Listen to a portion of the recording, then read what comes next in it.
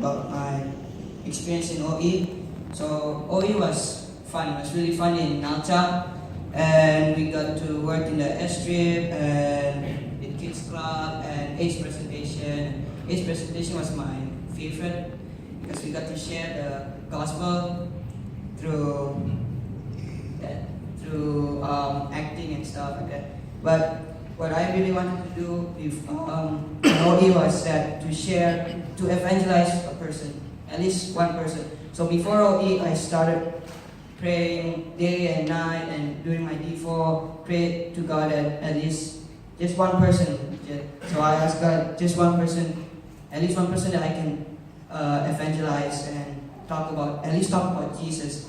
And when we made it there, we stayed in the main village, and I tried to interact with the people and talk with them and start talking about God. And then the people were very kind, and I really liked the people.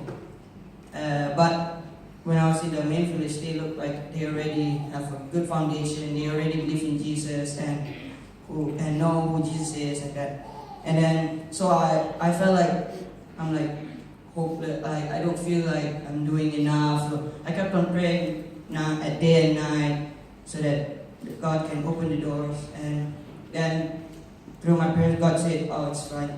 Just hold on, Josea. Just trust in me. So there's someone that I will give you someone to share the gospel."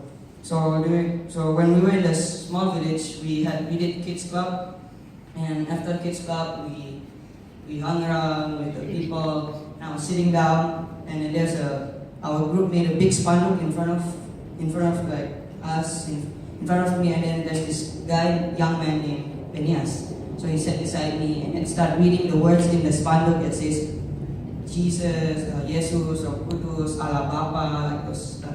And then I asked, "Do you know Jesus?" And then he said, "Yeah."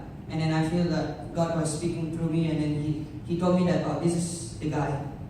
Go and tell about me." And then so I used the evangelism explosion method and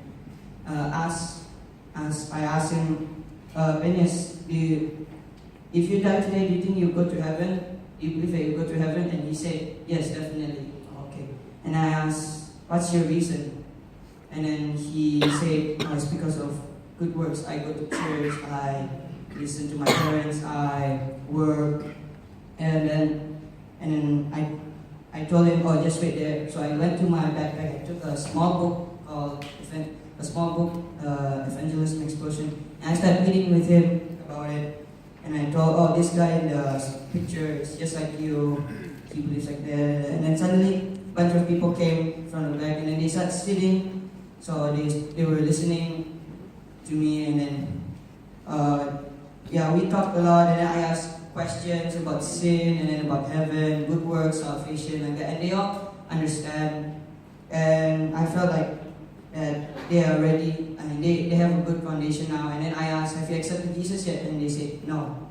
So I asked them if they would like to accept Jesus as their Savior, and they said yes. So I led them into prayer, and then thank God there were a total of 11 people that accepted Jesus that day. And what I'm trying to get from this story is that we just need to trust in God, even though doesn't matter who we are or where we come from or what we do like that. But if we believe in Jesus, if we love Him, then He will work in us. And we just need to surrender to Him and give up to Him.